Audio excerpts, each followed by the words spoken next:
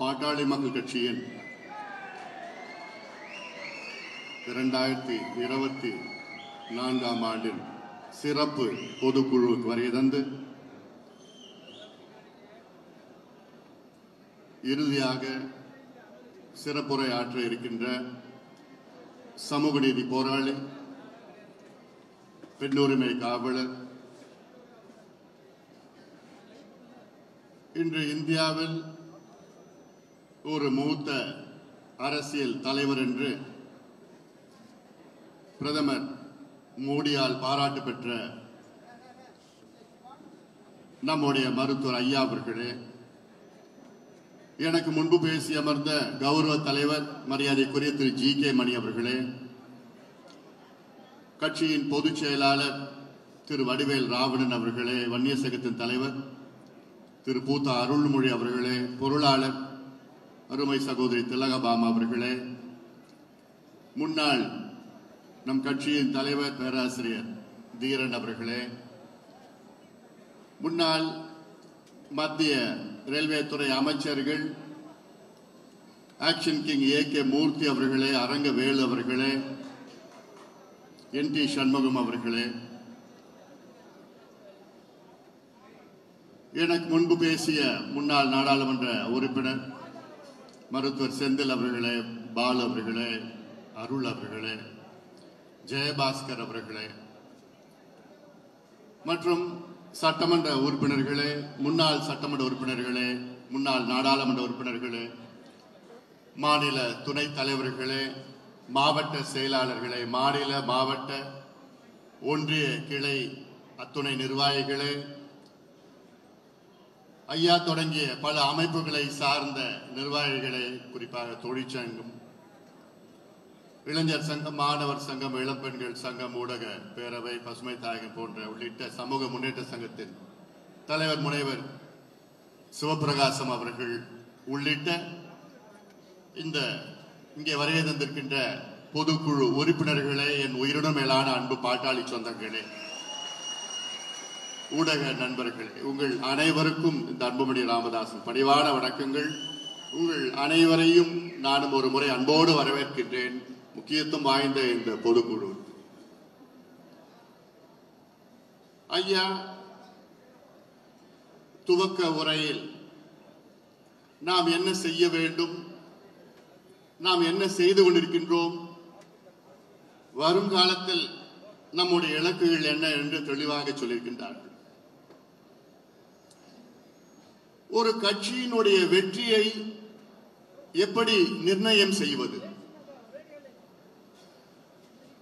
அதாவது ஒரு கட்சியினுடைய வெற்றியை எப்படி நாம் எடை போடுவது, அந்த கட்சி சிறந்த கொள்கை வைத்திருக்கின்ற கட்சியா அப்படின்னு எடை போட்டா சந்தேகமே கிடையாது, அது பாட்டாளி மக்கள் கட்சி தான் முதன்மை கட்சியாக இருக்கும். இல்ல ஒரு கட்சியில அதிகமா இளைஞர்கள் இருக்கின்றார்கள் என்று எடை போட்டா அதிலும் சந்தேகம் கிடையாது, அது பாட்டாளி மக்கள் கட்சி தான் முதலிடம் வரும். இல்ல ஒரு கட்சி அதிக அளவில் போராட்டங்கள் செய்தது என்று நிர்ணயம் செய்தால் அதுல சந்தேகம் யாருக்குமே வேண்டாம், பாட்டாளி மக்கள் கட்சி தான் முதலிடத்தில் வரும். இல்ல ஒரு கட்சியினுடைய தொலைநோக்கு பார்வை அதிகமாக இருக்கிறது, தொலைநோக்கு திட்டங்கள் அதிகமாக இருக்கிறது, நம்ம எல்லாமே அந்த அடிப்படைகளை பார்த்தால் சந்தேகமே கிடையாது, பாட்டாளி மக்கள் தான். ஆனால் ஒரு கட்சியினுடைய வெற்றியை எப்படி நிர்ணயம் செய்து கொண்டிருக்கின்றார்கள், நாம் வைத்திருக்கின்ற சட்டமன்ற உறுப்பினர்களும் நாடாளுமன்ற உறுப்பினர்கள் வைத்துதான் நிர்ணயம் செய்து கொண்டிருக்கின்றார்கள். அதற்காகத்தான் நாம் அரசியல் தேர்தலில் வெற்றி பெற வேண்டும். அரசியல் அதாவது தேர்தலில் நாம் வெற்றி பெற வேண்டும். மக்கள் மனதிலே நாம் வெற்றி பெற்றிருக்கின்றோம். ஆனால் அந்த ஆட்சி அதிகாரம் வந்தால்தான் ஊடகங்கள் நண்பர்களோ அல்லது பொதுமக்களோ ஆம் இவர்கள் தான் முதன்மையான கட்சி என்று சொல்வார்கள். 56 ஆண்டு காலம் ஆட்சி செய்து கொண்டிருக்கின்ற கட்சிகள், இரு கட்சிகள், அவர்களை விட அதிக தகுதி, அதிக திறமை, அதிக தொலைநோக்கு பார்வை உள்ள கட்சி பாட்டாளி மக்கள் கட்சி. மருத்துவர் ஐயா அவர்கள் 44 ஆண்டு காலமாக மக்களுக்காக, அடித்தள மக்களுக்காக உழைத்துக் கொண்டிருக்கின்றார்கள். இது போன்ற உழைப்பு இந்தியாவில் எந்த தலைவரும் செய்தது கிடையாது. நம்மை வழிநடத்தி வருகிறார்கள். சமீபத்தில் குடியரசு தினத்தை முன்னிட்டு மத்திய அரசு விருதுகளை அறிவித்தார்கள். அந்த அறிவிப்பு வந்த பிறகு எனக்கு மிகப்பெரிய ஒரு வருத்தம்.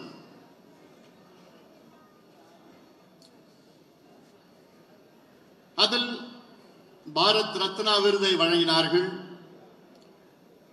பத்ம விபூஷன், பத்மபூஷன் போன்ற விருதுகள்லாம் வழங்கினார்கள். அதிலும் பாரத் ரத்னா இந்தியாவுடைய முதன்மை விருது அதுதான். அதை சமூக போராளி கர்பூரி தாக்கூர், பீகாருடைய முன்னாள் முதலமைச்சர், சமூக போராளி அவர் கர்பூரி தாக்கூர் அவர்களுக்கு வழங்கினார்கள். மிக்க மகிழ்ச்சி. தகுதியானவர், நிச்சயமாக அவர் வழங்க வேண்டும். ஆனால் எனக்கு பெரிய வருத்தம், 85 வயதில் தமிழ்நாட்டிற்கும் இந்தியாவுக்கும் எவ்வளோ சாதனைகள் செய்த நம்முடைய மருத்துவர் ஐயாவிற்கு ஏன் அதை வழங்கவில்லை என்ற ஒரு நிச்சயமாக ஒரு ஆதங்கம், ஒரு வருத்தம், எனக்கு நியாயமான வருத்தம் தானே. கர்பூரி தாக்கூர் அவர்கள் பீகாருடைய முன்னாள் முதலமைச்சர், முடி திருத்துகின்ற சமுதாயத்தை சார்ந்தவர், பீகாரிலே இடஒதுக்கீடை கொண்டு வந்தவர். அதனால் அவர்களுக்கு கொடுத்திருக்கின்றார்கள். அதை பாராட்டுகின்றோம். முதலமைச்சராக இருந்து சாதனைகள் செய்வது பெரிய காரியமே கிடையாது. அந்த அதிகாரம் இருக்கிறது, கையெழுத்து போடுகின்ற அதிகாரம் இருக்கிறது. ஆனால் எனக்கு பதவி வேண்டாம், பொறுப்பு வேண்டாம், சட்டமன்றத்திலோ நாடாளுமன்றத்திலோ என் கால்கள் படாது என்று தமிழ்நாட்டிற்கும் இந்தியாவுக்கும் சாதனை செய்வதுதான், அதுதான் உயர்ந்த சாதனை. நம்முடைய ஐயா அவர்கள் அதை செய்து கொண்டிருக்கின்றார். இந்தியாவிலே 6 இடஒதுக்கீடுகளை பெற்ற தலைவர், ஒரே தலைவர் மருத்துவர் ஐயா அவர்கள். தட்டி சொல்றாரு, யாராவது ஒரு இடஒதுக்கீடு இன்னைக்கு வாங்கி தந்திருக்காங்களா? 6 இடஒதுக்கீடுகள். தமிழ்நாட்டில் 4, இந்திய அளவிலே 2 இடஒதுக்கீடுகள். நான் சமீப காலத்திலே ஊடகத்திலே ஒரு சில பேட்டிகளில் நான் சொன்னேன், நாங்க எவ்வளோ செய்திருக்கின்றோம், எங்களுடைய ஐயாவில் எவ்வளோ சாதனைகள், மக்கள் சார்ந்த சாதனைகள் செய்திருக்கின்றார்கள். எங்கள் ஐயாவை போன்ற தொலைநோக்கு சிந்தனை, பார்வை யாருக்கும் கிடையாது. 40 ஆண்டுகளுக்கு முன்பே சமூக நீதியை பேசிய தலைவர், 43 ஆண்டுகளுக்கு முன்பு ஜாதிவாரி மக்கள் தொகை கணக்கெடுப்பு நடத்த வேண்டும் என்று நம்ம முதல் தீர்மானம் போட்ட தலைவர், 30 ஆண்டுகளுக்கு முன்பு தொலைநோக்கு பார்வையிலே காலநிலை மாற்றம், பருவநிலை மாற்றம் பற்றி பேசிய தலைவர், 40 ஆண்டு காலமாக மதுவை ஒழிக்க வேண்டும் என்று போராடி கொண்டிருக்கின்ற தலைவர், 30 ஆண்டுகளாக இந்த புகையிலை பொருட்களை ஒழிக்க வேண்டும், அழிக்க வேண்டும் என்றெல்லாம் போராடி கொண்டிருக்கின்ற தலைவரை பெற்றிருக்கின்றோம். ஆனால் அவருக்கு அங்கீகாரம் கிடைத்திருக்கிறதா? ஊடக நண்பர்கள் அங்கீகாரம் கொடுத்திருக்கின்றார்களா? தமிழக மக்கள் அங்கீகாரம் கொடுத்திருக்கின்றார்களா? அது மிகப்பெரிய வருத்தம் என்று நான் பல பேட்டிகளில் நான் சொல்லியிருக்கின்றேன். இன்றைக்கு நாம் அரசியல் தீர்மானம் போடுறோம். தீர்மானத்தில் வருகின்ற மக்களவை தேர்தலில் பாட்டாளி கட்சி கூட்டணி அமையும். அந்த கூட்டணியை முடிவு செய்கின்ற அதிகாரம் மருத்துவர் ஐயா அவர்களுக்கு நாம் வழங்கி இருக்கின்றோம் என்று தீர்மானம். திமுக தொடங்கி 18 ஆண்டுகளில் ஆட்சிக்கு வருகிறார்கள். 49 தொடங்கி 67 ஆட்சிக்கு வருகிறார்கள். அண்ணா திமுக தொடங்கி 5 ஆண்டுகளில் ஆட்சிக்கு வருகிறார்கள். 72 தொடங்கி 77 ஆட்சிக்கு வருகிறார்கள். ஆனால் பாட்டாளி கட்சி தொடங்கி 34 ஆண்டுகள் ஆகியும் இன்னும் நாம் ஆட்சிக்கு வர முடியவில்லை. இன்னும் நாம் கூட்டணி என்று பேசிக் கொண்டிருக்கின்றோம். இது எப்பொழுது மாறும்? மாறணுமா வேண்டாமா? மாற வேண்டும். மக்களுடைய மனநிலை இப்படி இருக்கிறது. மக்களுடைய மனநிலை மாறி இருக்கிறது, மாறிக்கொண்டிருக்கிறது. அந்த மாற்றத்தை நாம் எல்லோரும் சேர்ந்து கொண்டு வருவோம். நீங்கள் கொண்டு வர வேண்டும். ஐயாவுடைய கனவு எவ்வளவு இருக்கிறது. தமிழ்நாடு எப்படி இருக்க வேண்டும், இந்தியா எப்படி இருக்க வேண்டும், அந்த ஆதகம் இருக்கிறது. இன்று தமிழ்நாட்டிலே முதல் பிரச்சனை வந்தால் முதல் அது அறிக்கை, முதல்ல அறிக்கை, ஐயா அறிக்கை, தெளிவான அறிக்கை. அதை பார்த்துதான் மற்றவங்க அதை காப்பி அடிச்சு அவங்க பேசுவாங்க. ஆனா மற்றவங்க பேசுறது தான் பெரிய செய்தியா வரும். ஆனா முதல் சொன்ன ஐயாவுடைய செய்தி ஒரு பிட்டு செய்தி. இதுதான் இன்றைய நிலை. நான் மற்ற கட்சிகளை பற்றி நான் பேச போவது கிடையாது. நம் கட்சியினோட வளர்ச்சியை பற்றி பேசுவோம். மற்ற கட்சிகளை பற்றி எவ்வளவு வேணா பேசலாம், குறைகள் எவ்வளவு வேணா அடுக்கிக்கிட்டு போலாம். ஆனால் அது நமக்கு முக்கியம் கிடையாது. நாம் எப்படி இருக்க வேண்டும், நாம் எப்படி அணுக வேண்டும், மக்களை எப்படி அணுக வேண்டும். 34 ஆண்டு காலம் கட்சி ரீதியிலே உழைத்து வருகின்றோம். 2026 நம்முடைய ஆண்டு. இது நம்முடைய ஆண்டு, நாம் ஆளுகின்ற ஆண்டு. அதற்கு முன்னோட்டம் தான் 2024 இந்த ஆண்டிலுடைய மக்களவை தேர்தல். அதற்கு முன்னோட்டம். இதில் வெற்றி பெற வேண்டும். நான் சொல்லியிருக்கின்றேன், ஒரு கட்சியினுடைய வெற்றி எப்படி நிர்ணயம் செய்வது என்று. கொள்கை ரீதியிலா, போராட்டங்கள் ரீதியிலா, உறுப்பினர்கள் எண்ணிக்கையிலா, அல்லது இளைஞர்கள் அதிகமாக இருக்கின்ற நோக்கமா, இதெல்லாம் இல்லை. எத்தனை எம்பி, எத்தனை எம்எல்ஏ. பாட்டாளி மக்கள் கட்சியும் இதுவரை 70 சட்டமன்ற உறுப்பினர்களுக்கு மேல் நாம் வெற்றி பெற்றிருக்கின்றோம். தமிழ்நாட்டிலும் புதுவையிலும் இதுவரை 20 நாடாளுமன்ற உறுப்பினர்கள், மக்களவை, மாநிலங்களவை உறுப்பினர்கள் 20க்கு மேல் நாம் வெற்றி பெற்றிருக்கின்றோம். 6 மத்திய அமைச்சர்களை நாம் பெற்றிருக்கின்றோம். 6 மாவட்ட ஊராட்சி பெருந்தலைவர்கள், டிஸ்ட்ரிக்ட் சேர்மன் நாம் பெற்றிருக்கின்றோம். நூற்றுக்கணக்கான ஒன்றிய பெருந்தலைவர்களை நாம் பெற்றிருக்கின்றோம்.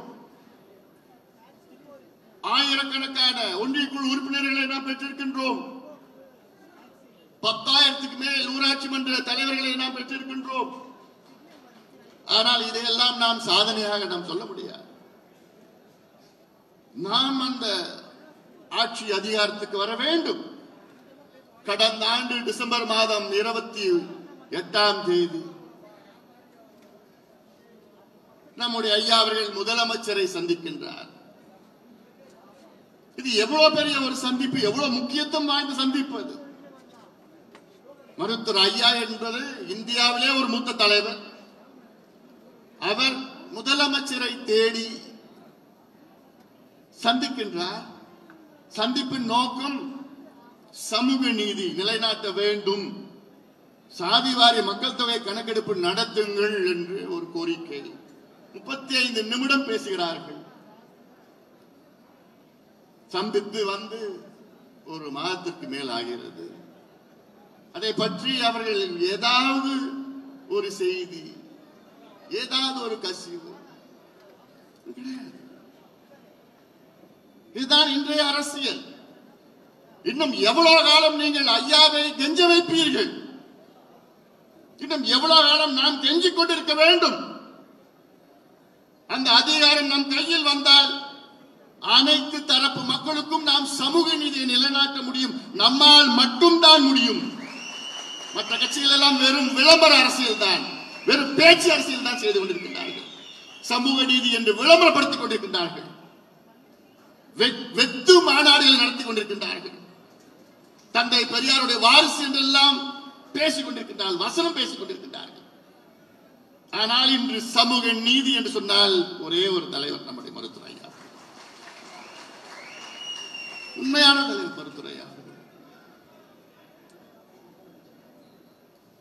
இது மக்கள் புரிந்து கொள்ள வேண்டும். நாம் ஆளுகின்ற காலம் வந்துவிட்டது. இவ்வளோ திறமைகள் வைத்த கட்சி நம்ம கட்சி. இந்தியாவில் எந்த கட்சியாவது பட்ஜெட்டை போடுமா? நிழல் நிதிநிலை அறிக்கையை போடுமா? நிழல் வேளாண் நிதிநிலை அறிக்கையை போடுமா? தமிழ்நாட்டின் உரிமைகளுக்காக எத்தனை போராட்டங்கள். அது கன்னியாகுமரி நடந்த போராட்டமா, தூத்துக்குடி திருநெல்வேலியா, இல்ல எந்த பக்கம் பெங்களூர் எல்லை போராட்டமா, கேரளா போராட்டமா, இல்ல இலங்கை போராட்டமா, அத்தனை போராட்டங்களும் வழி நடத்தியவர், முன்னின்று நடத்தியவர் மருத்துவர் ஐயா. இந்த தேர்தல் நமக்கு முக்கியமான ஒரு தேர்தல்.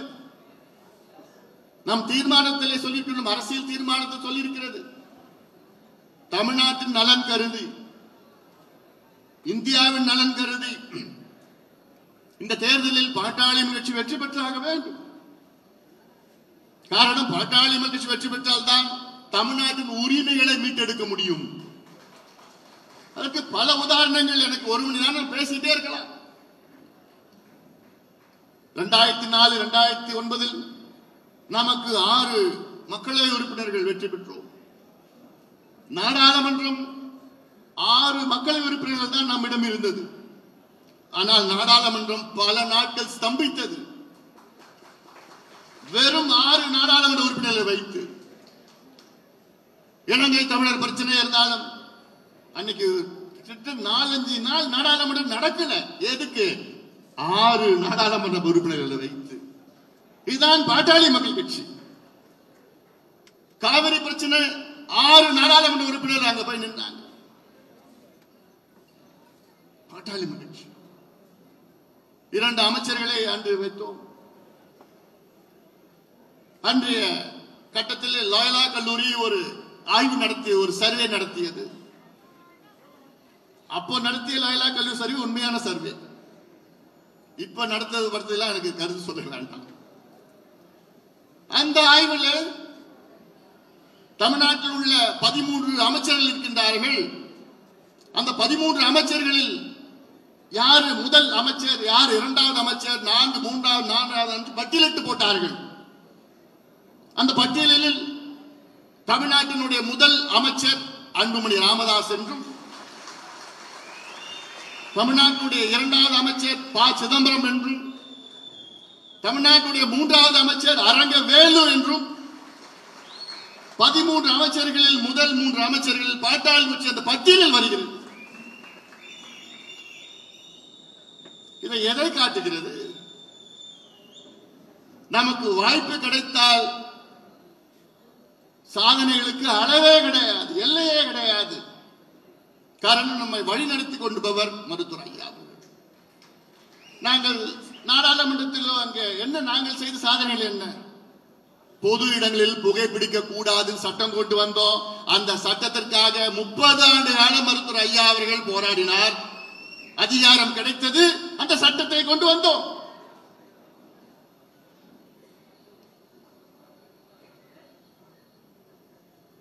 மது விலக்கு கொள்கை, நேஷனல் ஆல்கஹால் பாலிசியை கொண்டு வந்தேன்.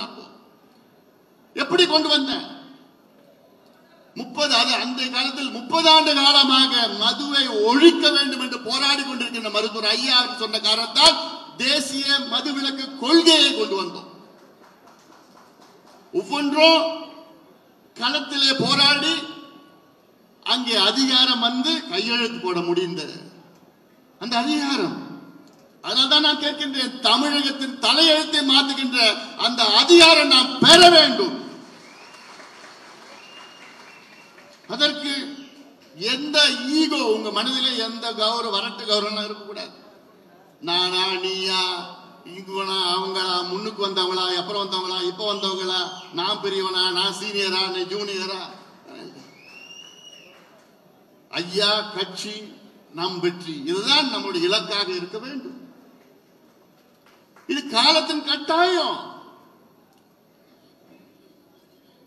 நான் தமிழ்நாடு முழுவதும் அனைத்து மாவட்டங்களிலும் சென்று வருகின்றேன். துணை மாவட்டங்களிலும் மக்களுடைய மனது மிகப்பெரிய மாற்றம் நான் பார்த்திருக்கின்றேன். மிகப்பெரிய மாற்றம் நான் பார்த்திருக்கின்றேன். ஒரு 3-4 ஆண்டுகளுக்கு முன்பு இருந்த மாற்றம் இப்போது முழுமையாக மாறிக்கொண்டிருக்கிறது. நம்ம ஏற்றுக்கொண்டிருக்கின்ற நான் சொல்வது இங்க விழுப்புரம், கடலூர், திருவண்ணாமலை பத்தி நான் பேசல. நான் அது நம்ம பேசவே வேண்டாம். நான் சொல்வது திண்டுக்கல், தேனி, மதுரை, தூத்துக்குடி, திருநெல்வேலி, ராமேஸ்வரம், ராமநாதபுரம், திருப்பூர், கோயம்புத்தூர், கரூர், மேற்கு பகுதி. அங்க இருக்கின்ற மக்கள் எல்லாம் நமக்கு ஆதரவாக அவருடைய மனநிலை மாற்றியிருக்கின்றார்கள். காரணம் நம்மை பற்றி தெரிந்து கொண்டிருக்கின்றார்கள். உலகாலமாக தெரியவில்லை. எவ்வளவு சாதனைகள் நாம் செய்து கொண்டிருக்கின்றோம். எவ்வளவு சாதனைகள் அடுக்கிக்கிட்டே போலாம். அதற்கு ஐயா அவர்கள் சொல்லி தமிழக அரசு எத்தனையோ திட்டங்களை கொண்டு வந்திருக்கிறது. ஐயா அவர்கள் சொல்லி, ஐயா அவர்கள் போராடி தமிழக அரசு திட்டங்கள் கொண்டு வந்திருக்கிறது.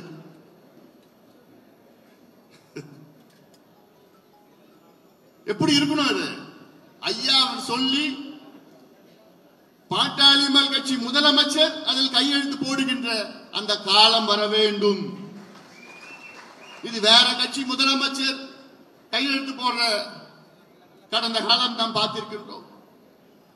காவிரி டெல்டாவை பாதுகாக்கப்பட்ட வேளாண் மண்டலமாக அறிவிக்க வேண்டும் என்று முதல் சொன்னவர் ஐயா அவர்கள்.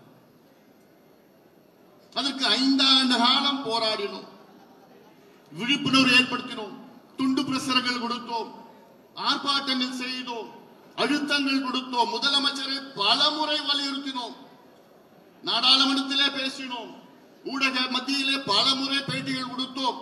அதன் பிறகுதான் தமிழக அரசு அந்த சட்டத்தை கொண்டு வந்தது. இது போன்று தமிழ்நாட்டின் வளர்ச்சிக்காக, தமிழ்நாட்டின் முன்னேற்றத்திற்காக எவ்வளவு திட்டங்கள், சட்டங்களை கொண்டு வர வைத்தது பாட்டாளி மக்கள் கட்சி. இன்னும் எவ்வளவு காலமா கொண்டு வந்தோம் சொல்லிட்டு இருக்க முடியும்? கொண்டு வர செய்தோம் என்று. நாம் அதை கொண்டு வந்தோம், கையெழுத்து நாம் போட்டோம் என்ற அதிகாரம் நமக்கு இருக்க வேண்டும். மீண்டும் சொல்கின்றேன், தமிழ்நாட்டை ஆளுகின்ற முழு தகுதி, திறமை, தொலைநோக்கு பார்வை, தொலைநோக்கு சிந்தனை உள்ள தமிழ்நாட்டில் ஒரே கட்சி பாட்டாளி மக்கள் கட்சி மட்டும்தான். சமீபத்தில் ஒரு மாநாட்டில் தமிழக முதலமைச்சர் அவர் பேசிட்டு இருந்தார். அந்த பேச்சில் பார்த்தா தமிழ்நாடு முன்னேற்றத்திற்கு நாங்கள் எத்தனையோ திட்டங்கள் நாங்கள் கொண்டு வந்தோம் என்று பேசினார். நான் அதை கூர்ந்து கவனிச்சேன். என்ன திட்டத்தை பத்தி சொல்றாரு? அவர் சொன்ன திட்டங்கள், மகளிருக்கு மாதாந்திரம் உதவி தொகை 1000 ரூபாய் நாங்க கொடுத்தோம். பொங்கலுக்கு நாங்கள் 1000 ரூபாய் கொடுத்தோம், ஒரு கரும்பு கொடுத்தோம். வெள்ளம் பாதிப்புல நாங்க 6000 ரூபாய் கொடுத்தோம். இதெல்லாம் திட்டம் என்ற பட்டியலில் போடுகிறார் முதலமைச்சர். எனக்கு அது புரியல. மகளிருக்கு ஒரு 1000 ரூபாய் கொடுத்தா, மாதம் 1000 ரூபாய் கொடுத்தா அவங்க வாழ்க்கை முன்னேறிடுமா? இல்ல பொங்கலுக்கு நீங்க 1000 ரூபாய் ஒரு கரும்பு கொடுத்தா அவங்க வாழ்க்கை ஓஹோன்னு இருக்குமா? இல்ல வெள்ள பாதிப்பு மற்ற மக்களுக்கு 6000 ரூபாய் கொடுத்தா அவங்க அப்படியே வெள்ளத்துல இருந்து மீண்டு வந்துருவாங்களா? இது திட்டம்னு நீங்க பேசிட்டு இருக்கிறீங்க. திட்டம்னா எப்படி இருக்கணும்? 108 ஆம்புலன்ஸ் உயிரை காப்பாற்றுகின்ற திட்டம், கோடிக்கணக்கான உயிரை காப்பாற்றுகின்ற திட்டம், அது திட்டம். தேசிய கிராமப்புற சுகாதார திட்டம் உலகத்திலே மிகப்பெரிய பொது சுகாதாரம் என்று ஐநா சபை பாராட்டுகின்ற திட்டம், இது திட்டம். இதெல்லாம் பாட்டாளி மக்கள் கட்சி இந்தியாவுக்கு கொண்டு வந்த திட்டங்கள். இதுதான் உண்மையான திட்டம். இதனால் மக்களுடைய வாழ்க்கை மாற்றம் ஏற்பட்டிருக்கிறது. கோடிக்கணக்கான மக்கள், கோடிக்கணக்கான தாய்மார்கள், கோடிக்கணக்கான குழந்தைகள் வாழ்க்கை காப்பாற்றப்பட்டிருக்கிறது. அவங்க வாழ்க்கை மாற்றம் அடைந்திருக்கிறது. இதுதான் உண்மையான திட்டங்கள். இதைத்தான் பாட்டாளி மக்கள் கட்சி செய்ய விரும்புகிறது. தமிழ்நாட்டிற்கு பாட்டாளி மக்கள் கட்சி செய்ய விரும்புகிறது. தமிழக மக்கள் அதை புரிந்து கொள்ள வேண்டும். அதனால் மீண்டும் உங்களிடம் சொல்வதெல்லாம் கடுமையாக பணியாற்ற வேண்டும். ஏதோ இந்த ஒரு தேர்தல் மட்டும் கிடையாது. அடுத்த 2 ஆண்டு காலம், அடுத்த 2 மாதம் போதாது. அடுத்த 2 ஆண்டு காலம் கடுமையான பணியாற்றங்கள் வாங்க. நிச்சயமாக நம்முடைய ஐயாவுடைய ஒரு இலக்கை நாம் அடைய. ஒரு இலக்கு, ஐயாவுக்கு பல இலக்குகள் இருக்கிறது. அதில் ஒன்று தமிழ்நாட்டில் பாட்டாளி மக்கள் கட்சி ஆட்சி நடைபெற வேண்டும் என்று ஒரு இலக்கு. எத்தனையோ இலக்குகள் இருக்கிறது. எதுக்கு நாம் ஆள வேண்டும்? மக்களை முன்னேற்ற வேண்டும். தமிழக மக்களை முன்னேற்ற வேண்டும். ஐயா சொன்னார்ல, இன்னைக்கு கடந்த ஆண்டு பிப்ரவரி மாதம் தமிழை தேடி என்று இந்த வயதிலே 8 ஊருக்கு 8 நாளுக்கு போயிட்டு வந்தார். ஆனா தமிழை வச்சு ஆட்சிக்கு வந்த கட்சிகள் எல்லாம் நாம் பார்த்தோம். இன்னும் தமிழ் எங்கே தேடிட்டு போயிட்டு இருக்காரு ஐயா? தமிழ் கிடைச்சிருச்சா? இன்னும் தேடித்தான் இருக்கிறோம். இது எப்படி? எவ்வளவு உதாரணங்கள் சொல்லிட்டு வரலாம். பாட்டாளி கட்சி ஆட்சி அதிகாரம் கிடைத்தால் எங்கும் தமிழ், எதிலும் தமிழ் உண்மையா இருக்கும். நீதிமன்றத்திலிருந்து எல்லாமே தமிழ், படிக்கிறதுல இருந்து ஆராய்ச்சி கல்வி, ஆரம்ப கல்வியிலிருந்து ஆராய்ச்சி கல்வியில எல்லாம் உண்மையா தமிழ் இருக்கும். மற்ற கட்சிகள்லாம் வசனம் மட்டும் பேசிட்டு இருக்கிறாங்க. ஆனா இனி மக்கள் அவர்களை நம்புவதாக எனக்கு தெரியல, நம்புற மாதிரி தெரியல. ஆனா அதுக்குதான் உங்ககிட்ட நான் சொல்றேன், தயாராகுங்கள், தயாராகுங்கள். இது வரும் காலம் நம்முடைய காலம், நம்முடைய காலம். அதற்கு தயாராகுங்கள். பொதுக்குழு உறுப்பினர்களே, நம்முடைய காலம் வந்துவிட்டது. களத்தில் இறங்குங்கள். ஏன்னா நம்முடைய கட்டமைப்பு போல் எந்த கட்சியும் வைத்தது கிடையாது. நம்முடைய இலக்கு ஏதோ 10 மக்களவை தொகுதியிலும் 60 சட்டமன்ற தொகுதிகளும் கிடையாது. நம்முடைய இலக்கு 40 மக்களவை தொகுதி, புதுவை உட்பட 40 மக்களவை தொகுதிகளிலும் 234 சட்டமன்ற தொகுதியிலும் தான் நம்முடைய இலக்கு. அது சிறப்பு கவனம் ஒரு சில பகுதியில். ஏன்னா இன்னைக்கு மக்கள், அனைத்து தரப்பு மக்களும் நம்மை ஏற்றுக்கொண்டிருக்கின்றார்கள். நம்ம எவ்வளோ சொன்ன சாதனைகள்லாம் சொல்லியிருக்கிறோம். இந்த தீர்மானத்தில் பாரு எவ்வளோ பிரச்சனைகள். 10.5 விழுக்காடு சாதிவாரி மக்கள் தொகை கணக்கெடுப்பு, ஆன்லைன் கேம்பிளிங் தடை பண்ணணும், மது விலக்க கொண்டு வரணும், டெல்டா பகுதியில் பிரச்சனைகள், இழப்பீடு கொடுக்கணும், மேகதாது அணை, அப்புறம் முல்லை பெரியார் அணை பிரச்சனை, இப்படி எல்லாம், அப்புறம் சிப்காட் பகுதியில், என்எல்சி பகுதியில் விவசாய நிலத்தை அழிக்கக்கூடாது. இப்படி எல்லாம் எந்த கட்சிங்க களத்தில் இறங்கி போராடிட்டு இருக்குது? நம்ம கட்சி மட்டும்தான். வேற யாருக்கும் என்னன்னு கூட தெரியல, என்னன்னு கூட அவங்களுக்கு கவலை கிடையாது. அடையாள அரசியல், காட்சி அரசியல், அடையாள அரசியல், விளம்பர அரசியல் செய்து கொண்டிருக்கின்ற கட்சியின் மத்தியிலே உண்மையான அரசியல், மக்களை நோக்கி அரசியல் நாம் செய்து வருகின்றோம். அந்த அங்கீகாரம் மக்கள் நமக்கு கொடுக்க தயாராக இருக்கின்றார்கள். அதற்காகத்தான் நான் சொல்கின்றேன், பாட்டாளி சொந்தங்களே, தயாராகுங்கள், தயாராகுங்கள். இனி வரும் காலம் நம்முடைய காலம், நாம் ஆளுகின்ற காலம் வந்துவிட்டது. அதற்கு முன்னோட்டம் தான் இப்போ இருக்கின்ற மக்களவை தேர்தல். தேர்தலில் மருத்துவர் ஐயா அவர்கள் முடிவு எப்போ, என்ன செய்ய இருக்கின்றோம், கூட்டணி, அந்த கூட்டணி எப்படி நாம் செல்ல இருக்கின்றோம் என்று ஐயா முடிவு செய்ய இருக்கின்றார்கள். அது எந்த முடிவு இருந்தாலும் சரி, அதை நாம் இறங்கி பணியாற்ற வேண்டும். காரணம், நம்முடைய இலக்கு, ஒரு இலக்கு இன்னும் 2 ஆண்டு காலத்தில் இருக்கிறது. அதற்கேற்ப வியூகங்களை இந்த தேர்தலில் நாம் அமைப்போம். எல்லாரையும் திருப்திப்படுத்த முடியாது, எல்லாரையும் திருப்திப்படுத்த முடியாது. நம்முடைய, மீண்டும் சொல்கின்றேன், நம்முடைய இலக்கு 2026. அதில் முன்னோட்டம் இது. அதற்கேற்ப வியூகங்களை நிச்சயமாக ஐயா அவர்கள் அமைப்பார். அதனால் நீங்கள் வந்திருக்கின்ற பாட்டாளி சொந்தங்களே, தயாராகுங்கள், களத்தில் இறங்குங்கள். அடுத்த 2 மாதம் மட்டுமில்லை, அடுத்த 2 ஆண்டு காலம் நாம் கடுமையாக பணியாற்றி ஐயாவுடைய கனவை நாம் நினைவாக்குவோம் என்று நன்றியோடு அமர்கின்றேன். வணக்கம். நன்றி. எல்லா புகழும் இறைவனுக்கு என்பதைப் போல 44 ஆண்டுகாலம் கட்சியை நடத்தி இந்த வரக்கூடிய நாடாளுமன்ற மக்களவைத் தேர்தலில் முடிவெடுக்கிற அதிகாரத்தை நாம் எல்லோரும் சேர்ந்து பொதுக்குழு ஐயா அவர்களுக்கு வழங்கியிருக்கிறது. அதை ஏற்றுக்கொள்கிற ஐயா அவர்கள் இப்பொழுது பொதுக்குழுவின் நிறைவு பேருரை ஆற்றுகிறார்கள்.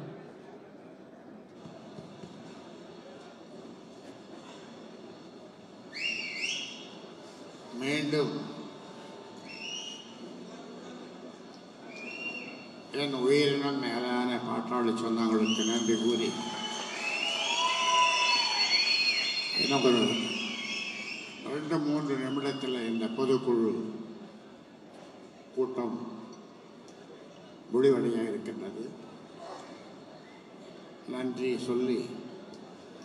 சொல்ல ஜெயராமன் வருகிறார். அனைவருக்கும் நன்றி என்று சொல்லி முடித்துவிட்ட பிறகு நீங்கள் எல்லாம் சாப்பிட போகிறீர்கள். பாரத ரத்னா பெரிய விருது இந்திய அளவில் அன்புமணி சொன்னார். இந்த பாரத ரத்னா விருது கொடுத்தாலும் வேறு எந்த விருது கொடுத்தாலும் நான் அதை வாங்க மறுப்பேன். ஏனென்றால் அதைவிட சிறந்த விருது உங்கள் மனதில் நான் வாழ்கின்றேன். உங்கள் மனதிலே நான் வாழ்கின்றேன்.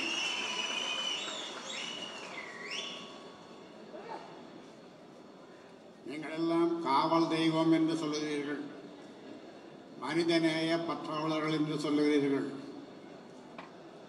இதை விட சிறந்த விருது உலகத்திலே யாருக்கு கிடைக்கும்?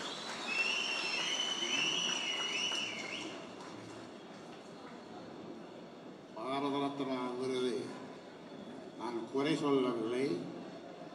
உரியவர்களுக்கு, நல்லவர்களுக்கு, உயர்ந்தவர்களுக்கு, மிக்கவர்களுக்கு கொடுக்கிறார்கள்.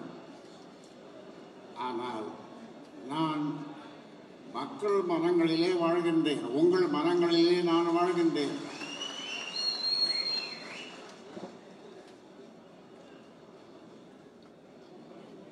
பொங்கலுக்கு பொங்கல் என்று பனையபுரம் அன்புமணி வன்னியர் சங்க தலைவர் அலைபேசியில் என்னோடு பேசினார். ஐயா, நீங்கள் நல்லா இருக்கணும், 100 ஆண்டு வாழணும், எங்களை பற்றி கவலை இல்லை. எங்களை பற்றி கவலை இல்லை, நீங்கள் 100 ஆண்டு வாழணும்னு அவர் வாழ்த்து சொன்னார். இதை விட வேற என்ன விருது வேண்டும்? லண்டனில் இருந்து வந்த தம்பதியினர் ராஜ்குமார், அனிதா அவர்கள் லண்டனிலிருந்து நேரே அரியலூர் மாவட்டத்தை சேர்ந்தவர்கள் நேரே என் தோட்டத்திற்கு வந்து 2 பேரும் காலில் விழுந்து வணங்கி, ஐயா, உங்களாலே நீங்கள் பெற்றுக் கொடுத்த எம்பிசியினாலே நாங்கள் இன்டர்நேஷ்னல் கம்பெனியில் லண்டனில் வேலை செய்கிறோம். என் மனைவிக்கு 10 லட்சம் மாத ஊதியம், எனக்கு 8 லட்சம். நாங்கள் எம்பிசினால்தான் இது வந்தோம். எம்பிசினால அண்ணா யூனிவர்சிட்டியில் அந்த கோட்டாவில் நாங்கள் படித்ததுனால, நல்லா படித்ததுனால எங்களுக்கு இந்த வேலை கிடைச்சதுன்னு சொல்லுவோம். அதை விட அந்த ராஜ்குமார் சொன்னான், ஐயா, நான் கோயிலுக்கு போவதில்லை, கடவுளை வணங்குறதில்லை, ஆனால் உங்களை கடவுளாக தெய்வமாக நான் நினைக்கிறேன். நான் இன்னும் எத்தனை ஆண்டுகள் வாழ்வேனோ அந்த வாழ்நாளில் பாதி வாழ்நாளை உங்களுக்கு தருகிறேன் என்று சொன்னான். பாதி ஆயுள தருகிறேன்னு சொன்னான். இதை விட விருது என்ன வேணும்? இதை விட விருது இப்படி யாராவது உலக அளவில் யாராவது சொல்லியிருப்பார்களா? யாரும் சொல்ல மாட்டோம் இல்லையா? பெற்றோர்களுக்கு அதனாலே இந்த எந்தெந்த கட்சிகளுடன் கூட்டணி அமைப்பது என்பது குறித்து முடிவெடுக்கும் அதிகாரத்தை கட்சியின் நிறுவனர் மருத்துவர் ஐயா அவர்களுக்கு அதிகாரத்தை வழங்குகிறது என்ற பொதுக்குழு தீர்மானத்தின்படி சரியான முடிவெடுப்போம். வெற்றி பாதைக்கு பாட்டாளி மக்கள் கட்சிக்கு அழைத்து செல்வேன், சரியான முடிவெடுப்பேன். அதனாலே இந்த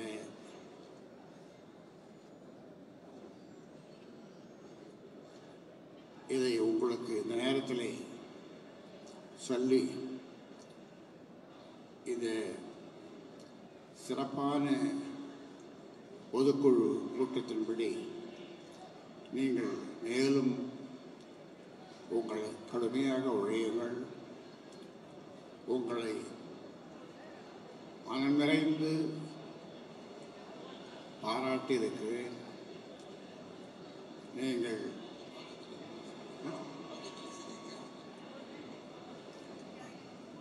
மேலும் கடுமையாக இந்த தேர்தலுக்காக உழையுங்கள் என்று உங்களை இந்த நேரத்தில் கேட்டுக்கொண்டு விடைபெறுகிறேன். நன்றி, வணக்கம்.